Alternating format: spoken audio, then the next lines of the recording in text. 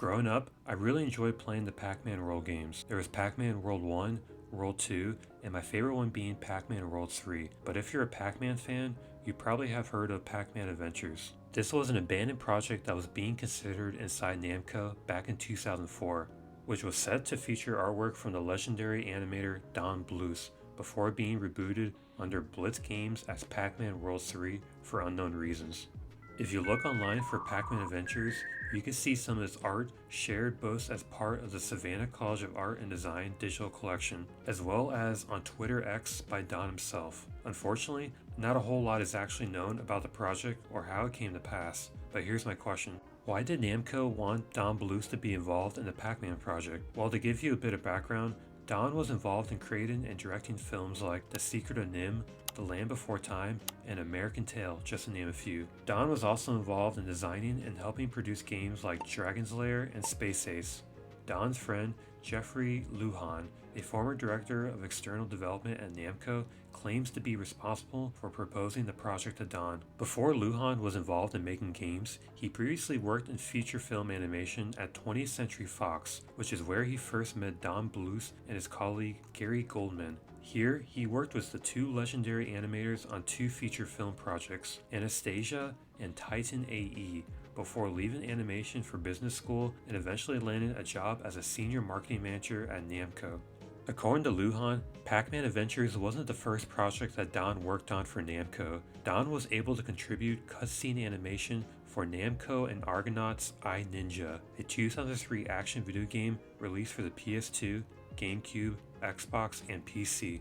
After I Ninja got released, Don and Lujan wanted to bring a new life to Pac-Man and develop who he really was as a character and what his goals, ambitions, and history were. The two men wanted to develop a deeper, more rich storyline and introduce key new characters and expand the plot to the Pac-Man universe.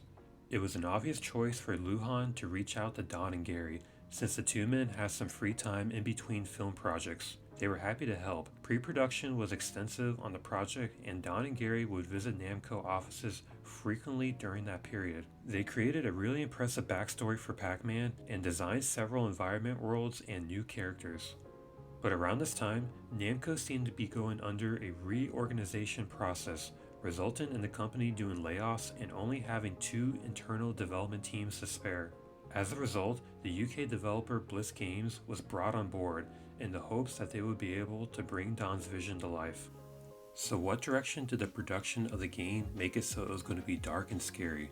Well, according to rumors online, the game was planning on going to be a dark take on the Pac-Man series, with some of the concept art that Don has shown seemingly depicting a terrorist attack on the Pac-Man's village, complete with explosions and a loud outcry against the hero for not doing enough to prevent the destruction of the village. Lujan claims it was true that Namco was hoping to take it in a more slightly darker direction, but clarifies the publisher wasn't going for anything close to an M rating. Lujan elaborated that we indeed wanted to take a slightly darker direction in this game, nothing alarming, yet I recall we were trying to appeal to older players who grew up on Pac-Man, yet we're now looking to play games with deeper storylines and interesting characters. A good example you can use is the TV show Samurai Jack, where the creator Genndy Tartakovsky made 4 seasons of the show that got aired on Cartoon Network, but later on, in the 5th season, it was aired on Adult Swim to a more older audience that grew up watching the earlier seasons of the show. Anyways, the Pac-Man project was progressing quite nicely, but unfortunately, out of nowhere, the project was scrapped and later reworked into Pac-Man World 3, with Don Bluth no longer involved. So why did the reboot happen? According to Lujan, he sadly can't remember the reason it was rebooted and changed from the original design. There was a theory that Namco of Japan's founder, Masaya Nakamura, didn't agree with Don's portrayal of the character. There probably is a lot more to the story, but I couldn't find any more research on the topic. It remains a mystery. The game got delayed for a bit, but it was eventually released on November 15, 2005. It is the third and final installment of the Pac-Man World Trilogy, and the only one not to be released in Japan. So how did the game hold up? While critics gave it mixed reviews going over how the game's difficulty was lowered compared to the previous Pac-Man games, and a lot of the enemies you fight get a bit repetitive after a while. In my opinion, I personally like the game. I enjoy using the different power pellets that the game has to offer, especially the electro shock pellet, where you can zap your enemies. I also like the different enemies in this game. You got dinosaur looking monsters, robots, an alien, and this weird looking bad guy that looks like the mascot from the cereal Apple Jacks. The design and different locations in the game are very cool. You end up in a slime looking area, then you're traveling into some kind of desert area, then you're high up in some abandoned looking infrastructure.